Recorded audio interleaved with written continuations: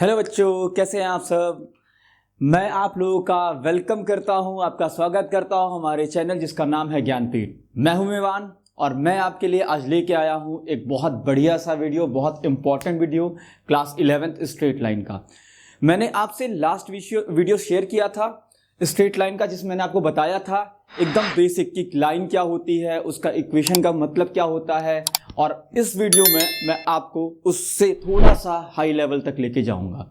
जैसे कि आज मैं आपको इस वीडियो में बताऊंगा कि स्लोप क्या होता है और स्लोप के क्या मायने हैं और स्लोप निकालने के कितने फॉर्मूले होते हैं। ये सारी चीज़ें मैं आपको आज बताऊंगा। तो गाइस, स्टार्ट करते हैं हम लोग आज का वीडियो। इस स्ट्रेट लाइन जिसमें मैं आपको बताने जा रहा हूं सबसे पहले स्लोप क्या होता है। चलिए मैं लिखता हूं यहां पे slope.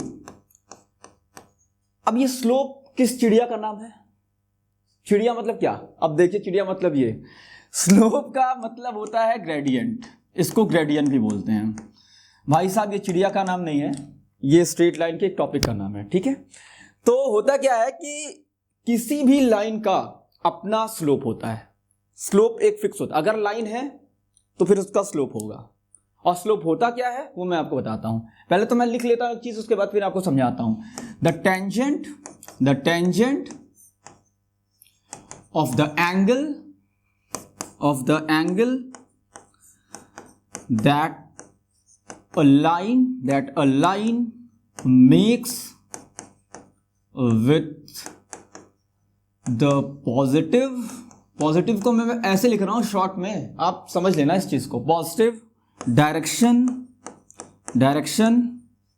Of x axis in anti clock wise direction.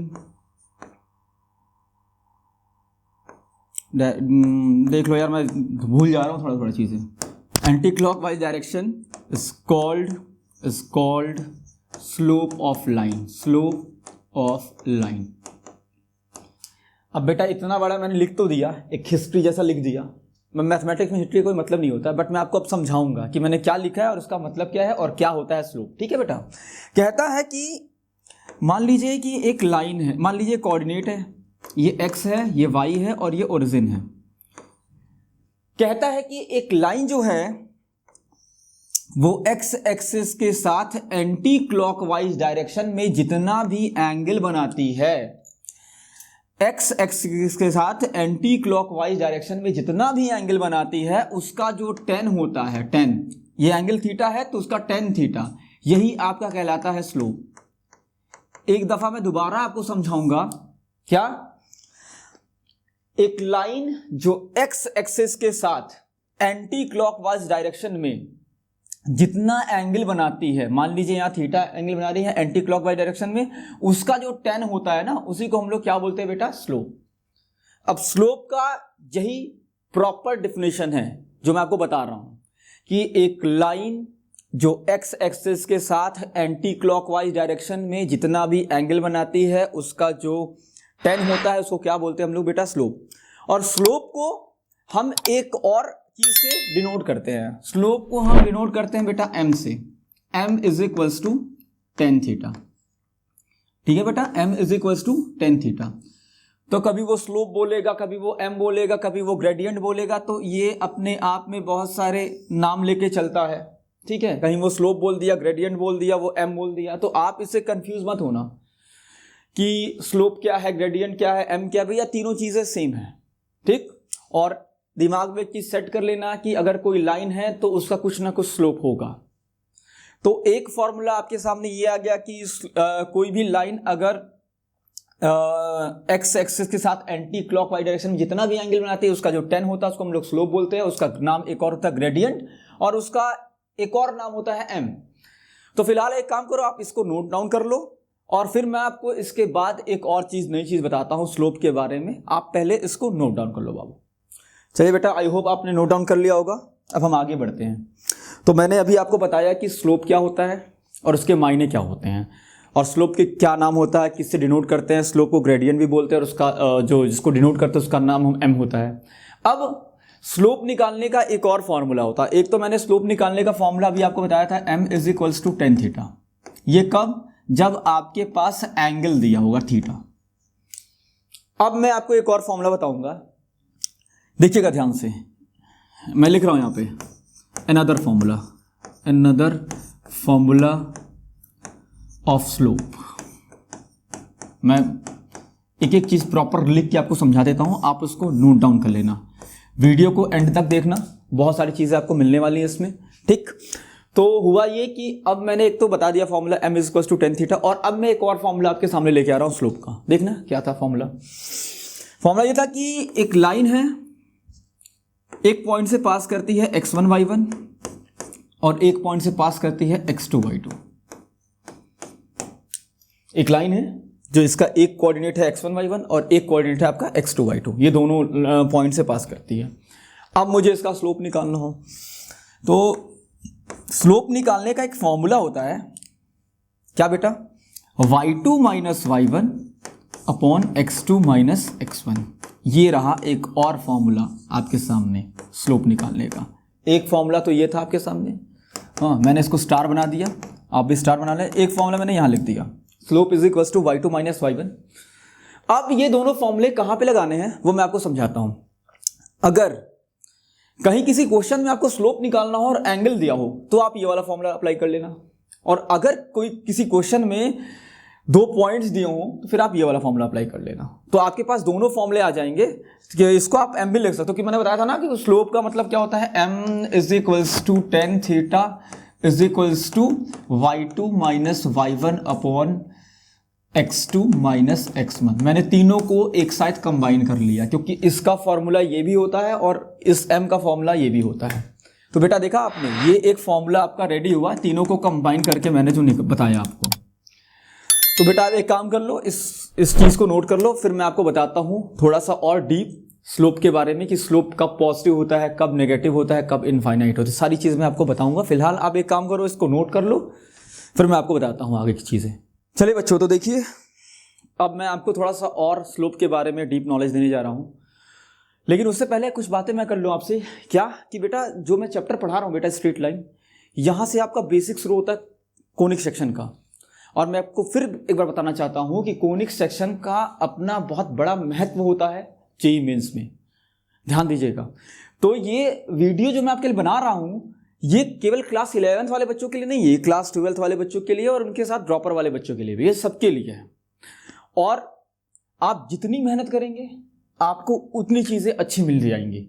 अब ये नहीं कि आप एक्सक्यूज दे रहे हैं, ये दे रहे हैं, वो दे रहे हैं कि ये नहीं हो पाएगा, वो कुछ नहीं बेटा, आप पढ़ाई करिए, आपके पास टाइम है, आपके पास फैसिलिटीज हैं, आपके पास सोर्सेज हैं, तो आप इन सब का यूज करिए प्रॉपर, और फिर अपनी पढ़ाई को और ब्राइट करिए।